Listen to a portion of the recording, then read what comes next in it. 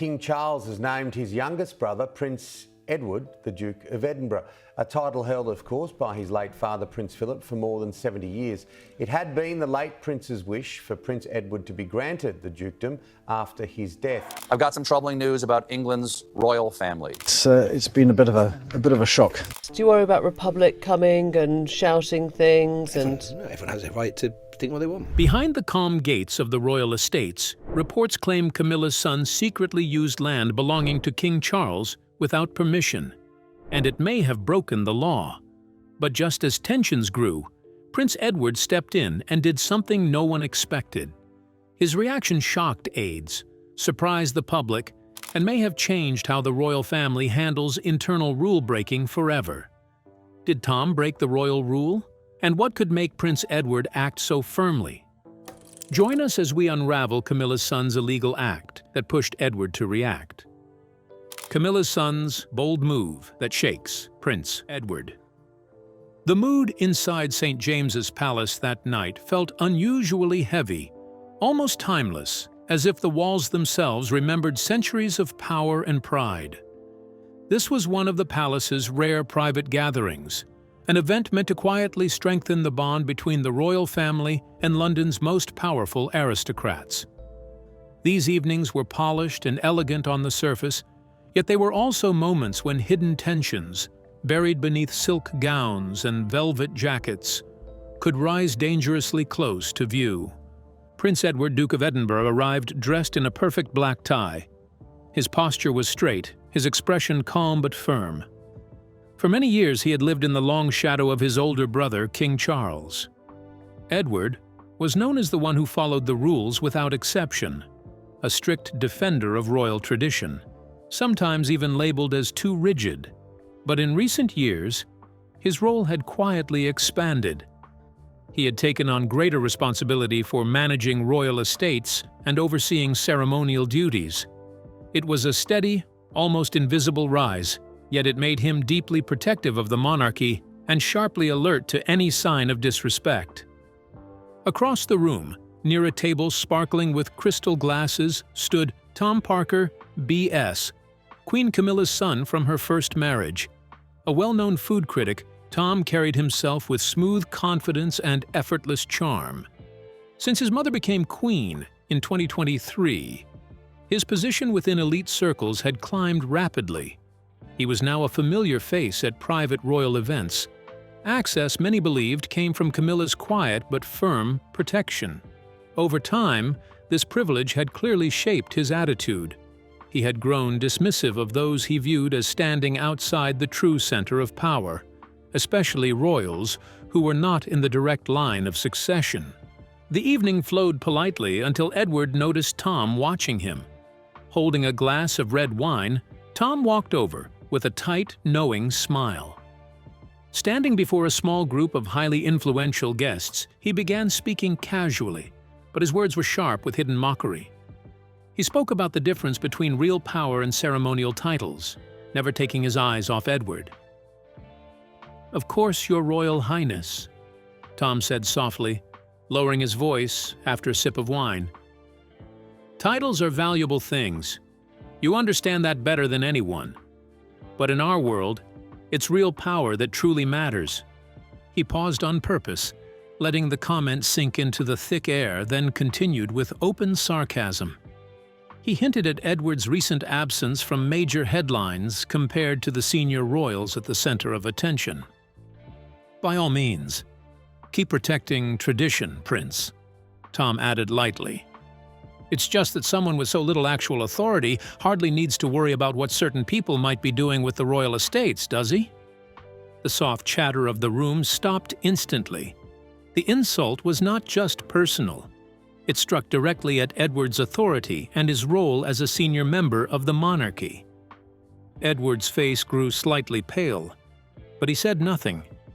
He simply fixed Tom with a steady, icy stare, so cold and intense that Tom unconsciously stepped back. Edward refused to lower himself into a public argument. Still, behind his silence was clear pain, a deep sense of humiliation, especially coming from someone who should have known his place.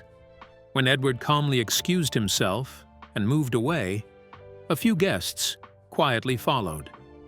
In hushed voices, they shared rumors that unsettled him more than the insult itself. They spoke of how strongly Queen Camilla now stood behind Tom Parker BS.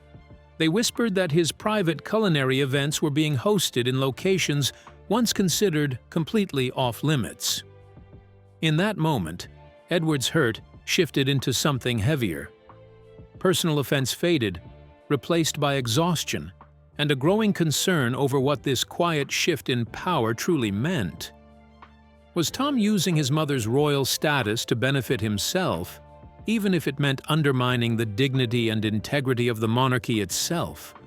Let's find out. Secret exploitation of King Charles's estate.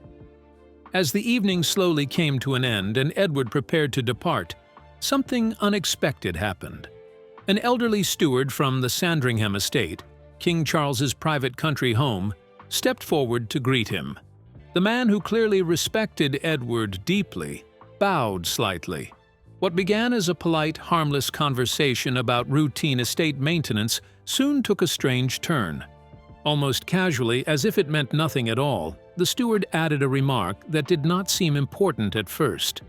"Your Royal Highness, if you ever visit Sandringham again," he said quietly, "you may notice that Tom Parker B.S. once made use of the King's house. It was about 6 months ago. Just a few private parties. Nothing significant, sir." That single sentence hit Edward like a sudden bolt of lightning. Sandringham was not just another grand house or countryside retreat. It was deeply woven into the monarchy's history, a place filled with personal meaning and royal tradition. More importantly, it was the king's private property. For Tom to have used it for his own private gatherings, without formal approval from King Charles, was not a minor issue. It was an extraordinary act of entitlement, one that bordered on open disrespect toward the king himself. In that instant, Edward felt everything fall into place. Tom's smug confidence at the dinner, his careless arrogance, his sense of untouchable privilege. It all suddenly made sense. Someone had clearly allowed him far too much freedom on royal ground. Edward stood by the tall palace windows, staring out as the lights of London shimmered below like scattered crystals. The cold of the winter night pressed against the glass, but it was nothing compared to the chill tightening in his chest. This was no longer a personal irritation or a quiet disagreement between two men. Tom's behavior had crossed a dangerous line. It had become an abuse of royal privilege and a direct insult to the king and centuries of tradition. Edward slowly clenched his fist, took a steady breath, and spoke softly into the darkness, his voice firm with resolve. This was not about pride or personal offense. It was about the honor of the family. And it could no longer remain hidden. Early the next morning, Prince Edward set out for Sandringham Estate, the vast royal property in Norfolk, eastern England. This was not a friendly visit or a routine tour. It was a quiet investigation, carefully disguised as an official audit of the royal estates, one conducted under his newly expanded responsibilities. Edward demanded complete discretion. There would be no unnecessary attention, no unease among the staff, and most importantly, no word reaching Queen Camilla. As he walked across the grounds, Edward appeared calm and composed. Inside, however, his mind was sharply alert. His eyes took in every detail. Something felt off. The estate, usually steeped in quiet respect and order, carried faint signs of carelessness, subtle traces of activity that did not belong in a place of such strict tradition. He began his inspection in the main house, the private retreat King Charles favored during holidays. Almost immediately, the signs became impossible to ignore. In a wing reserved for state visitors and the display of the king's personal antique collection, the polished wooden floors were scarred with deep scratches. These were not marks of age or wear. They were the unmistakable result of heavy furniture being dragged back and forth repeatedly and in large quantities. Edward noted everything without comment. though a cold unease settled deeper within him. He moved on to the kitchens and the grand dining room. The familiar scent of old wood and beeswax, normally ever present, was gone. In its place lingered faint traces of rich oils and strong spices, stubbornly clinging to the air despite careful cleaning. Edward requested the recent maintenance logs from the estate manager. As he scanned the records, a troubling pattern emerged.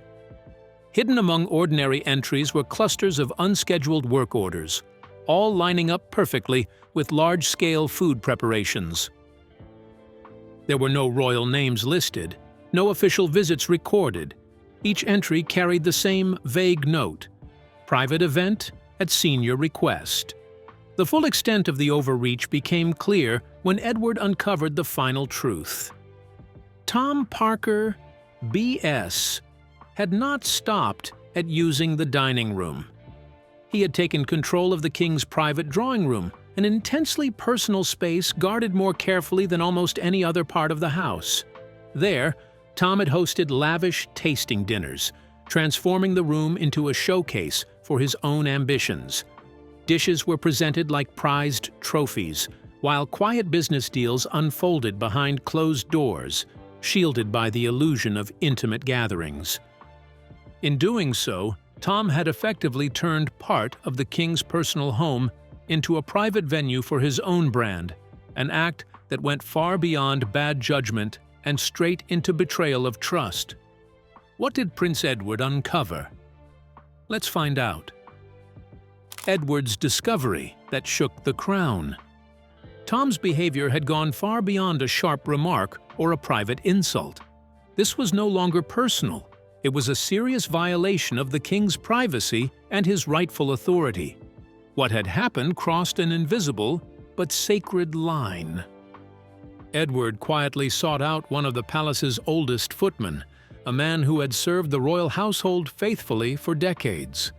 The servant looked pale, shaken, and deeply afraid.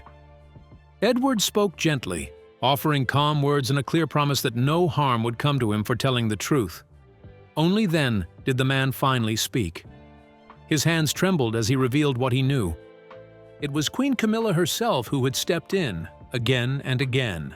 She had personally allowed Tom to use Sandringham on a regular basis. Worse still, she had instructed staff not to inform King Charles, dismissing the matter as too minor to trouble him with. This was not a misunderstanding. It was a shocking misuse of her position. By using her authority as queen, Camilla had secretly enabled her son to use her husband's private estate without the king's permission and without his knowledge. As Edward continued his search through the estate's document archive, he came across something that made his blood run cold. There was a detailed catering order for an upcoming Tom Parker Bowles food event. At the bottom sat Tom's signature, casual and confident. But it was the approval section that struck hardest. One short line stood there, heavy with meaning: property released for use by family directive. That single phrase changed everything. By using the vague word family, Tom had deliberately elevated himself. Any staff member reading it would assume the king had quietly approved the event, or at least that it had been sanctioned by the highest inner circle. What might once have been brushed aside as a son taking advantage of his mother's kindness was now clearly something far worse. This was the false creation of royal consent, used for personal profit. It was deception, plain and undeniable. Edward photographed the document, his finger lingering over the carefully chosen words. What he felt was not shock anymore, but a grim sense of relief. The truth was finally in his hands. This evidence would protect the king's honor. Folding the printout carefully, he slipped it into the inner pocket of his coat, as if sealing a silent oath. Standing alone in a quiet, centuries-old corridor, afternoon light fading through tall Gothic windows, Edward felt the full weight of his responsibility pressed down on him. "Everything is coming into the light," he murmured, his voice firm and unyielding. There would be no avoiding what came next. Back in London, Edward did not hesitate. He requested an immediate private meeting with King Charles. The audience was granted at once. The meeting took place in the king's study at Buckingham Palace, a room usually filled with calm, control, and secrecy. That day, however, the air felt heavy, charged, as though a storm was waiting to break. Edward laid out the evidence with care across the ancient oak desk. Photographs of Sandringham's private rooms, rearranged and used as commercial spaces. Records showing the dates of Tom's lavish food events. And finally, the most damaging piece of all, the catering order bearing the loaded phrase, "by family directive." Edward spoke very little. His posture was formal, almost ceremonial. His voice was steady and unbreakable. He did not need to explain. The documents spoke clearly enough on their own. King Charles studied each item slowly. His brow tightened as he examined the photographs of his personal drawing room transformed into a public venue. His gaze lingered longest on that single line of handwriting. Surprise gave way to deep disappointment. Then came anger, quiet but intense, restrained only by a lifetime of royal discipline. This was not just trespass, it was betrayal. How did King Charles react? What decision did he make? Let's take a closer look. King Charles' stunning order. Edward watched carefully as the look on his brother's face slowly changed. Charles was clearly furious with Tom, but the deeper pain came from Camilla's reckless behavior. For her son to casually use the words "family directive," as if he were speaking with the king's own authority, was an act of arrogance that crossed an unforgivable line. In a monarchy that survived only through strict respect for rules and hierarchy, such behavior was simply intolerable. The decision was made without hesitation. Charles's anger did not explode in rage. Instead, it struck with cold precision, like a measured blow from a ruler determined to protect the dignity of the crown. He immediately instructed his private secretary to prepare a formal letter of reprimand. The language was icy, firm, and impossible to misunderstand. It was addressed only to Tom Parker, B.S. The letter demanded a complete explanation of every use of Sandringham within 24 hours. The letter should have remained hidden behind palace doors, but it did not. Almost at once, word leaked out, likely from a staff member who had finally seen too much and could no longer stay silent. Within hours of Edward leaving the palace, whispers rushed through London's elite circles and spilled straight into newsrooms. Public interest flared instantly. Talk of a secret royal clash over property and abuse of privilege spread like wildfire. Attention locked onto Sandringham and onto Tom Parker, B.S., whose next planned event suddenly stood under an unforgiving spotlight. Charles, now outwardly calm but still carved from emotional stone, stood staring into the roaring fireplace. The flames danced wildly, yet they failed to melt the cold resolve in his eyes. He understood that his responsibility was not only to lead a nation, but to protect the integrity of his family and the ancient rules that held it together. Edward stood nearby, neither proud nor smug, only quietly assured that justice had finally been set in motion. Charles turned toward him. He said nothing, but the gratitude in his eyes was unmistakable. Edward had done what no one else dared. He had stood against the combined influence of Camilla and her son to defend the highest law of the monarchy. After a long and heavy silence, King Charles finally spoke. His words landed like a final decree, carrying the full weight of the throne itself. He made it clear that he would not allow anyone who treated royal rules with contempt to stain the family name. Yet despite the king's formal warning and the rumors racing through the highest circles, Tom Parker, B.S., pushed ahead with his lavish culinary event at Sandringham. He believed his mother, Queen Camilla, would shield him from any real consequences. In his arrogant mind, the king's letter was nothing more than a passing royal mood. He had long convinced himself that the estate was practically his to use, the perfect stage to polish his personal image. The event unfolded in extravagant fashion. Then, at the very peak of the evening, just as Tom was proudly unveiling a signature dish inspired by royal tradition, the calm Norfolk night was shattered. A sleek black car swept through the gates and stopped with unmistakable finality. Prince Edward stepped out. Edward wore a heavy overcoat. His posture was firm, his face unreadable, but his eyes shone with sharp resolve. Without hesitation, they walked straight into the heart of the gathering. Tom turned toward him. Confusion flickered across his face, quickly transforming into anger and humiliation. He marched forward, trying to summon defiance, but the slight shake in the hand holding his champagne betrayed his fear. Edward offered no room for debate. He ordered the event shut down immediately and demanded that Tom leave the estate within the hour. He made it clear this was the direct order of King Charles III, issued due to a serious violation of royal property rules and the unauthorized personal use of the king's private residence. Tom's face burned red as his confidence collapsed into panic and restrained fury. He tried to protest, accusing Edward of turning a small misunderstanding into a full rebellion. But surrounded by estate officials ready to enforce the order and dozens of witnesses watching, he understood the truth. He had no power here. Not even his mother's influence could override the authority of the sovereign.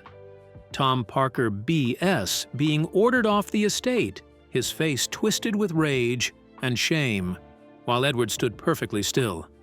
What measure did the palace use to uncover the truth? Let's find out. Royal Palace Emergency Meeting.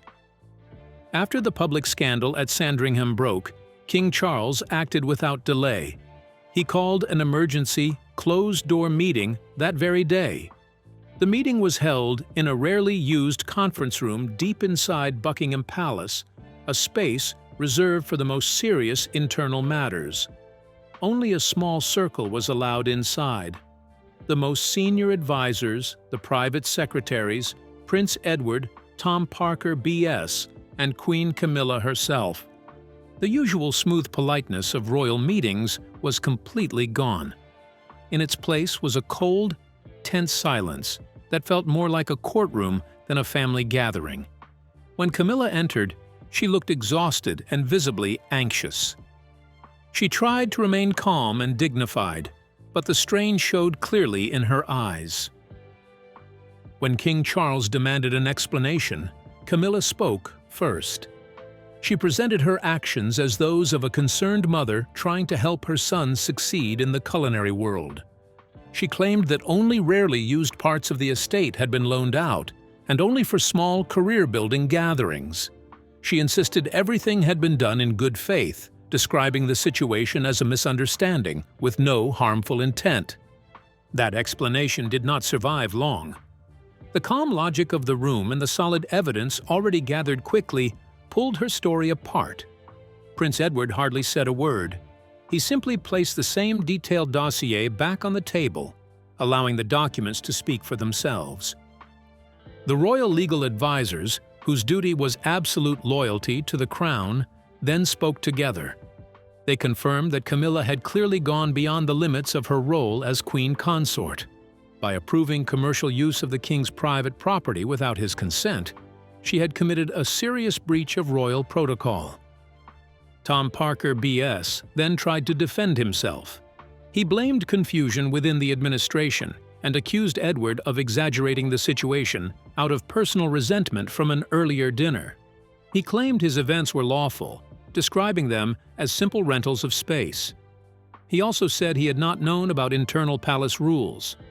That defense collapsed immediately when the Sandringham Estate Secretary was brought into the room. Speaking plainly, the secretary revealed that Tom had used the property repeatedly. These were not just food tastings, but private business meetings where the royal connection was deliberately used to increase the value of his brand. Even worse, Camilla had personally approved every event and instructed staff to cooperate, regardless of existing rules.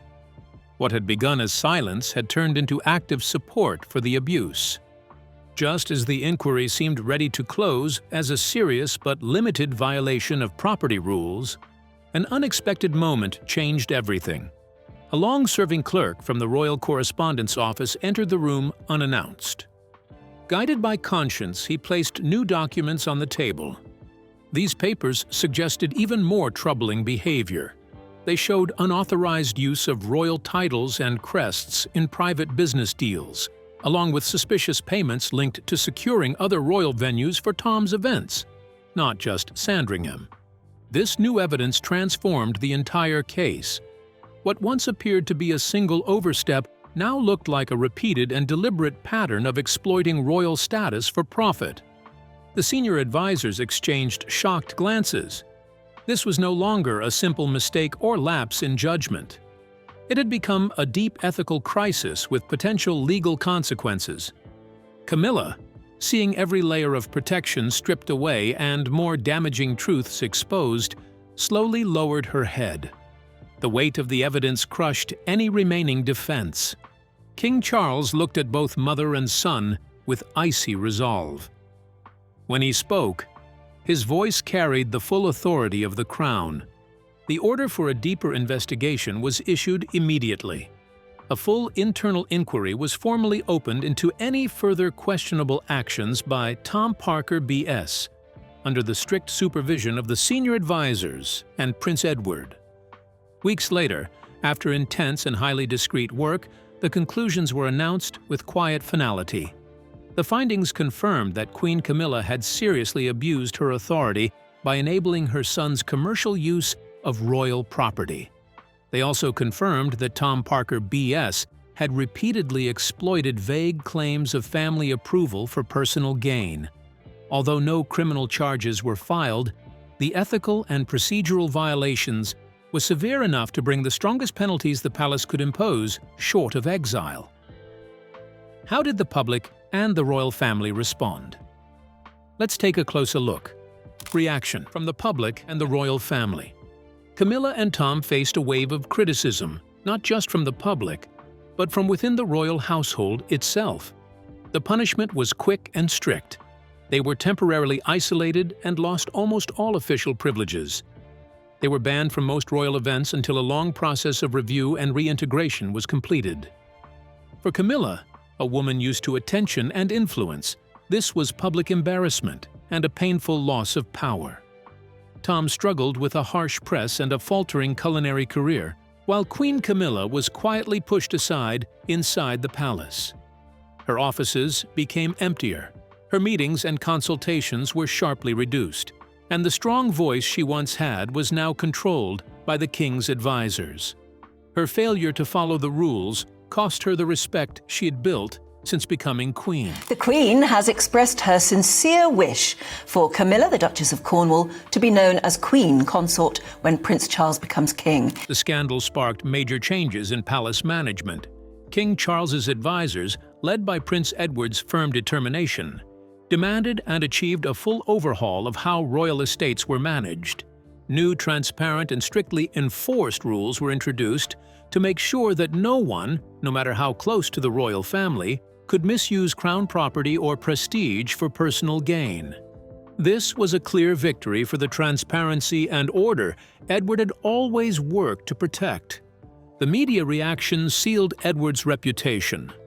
A major newspaper published a long editorial praising Prince Edward as the guardian of royal order, someone who had acted to protect the monarchy from arrogance and misuse. Public opinion shifted dramatically. Edward was no longer seen as a minor royal, but as a principled protector of the monarchy itself. His reputation, never something he sought, now shone brightly, and it was fully deserved.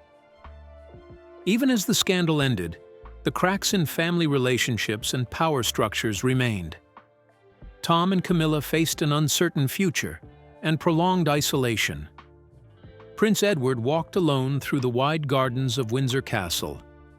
Weak winter sunlight filtered through the old trees, casting long golden streaks across the gravel paths. He paused at a stone bench and looked toward the horizon. Victory gave him no thrill, only the quiet calm of a man who had done a hard duty. He had accepted initial isolation and whispered criticism to do what was right. The struggle had never been about personal power or recognition, but about something far bigger: protecting the honor of the throne and the public's trust in the institution it represented. What do you think about Prince Edward's reaction to Camilla's son? Share your opinion with us in the comments section. Don't forget to like and subscribe.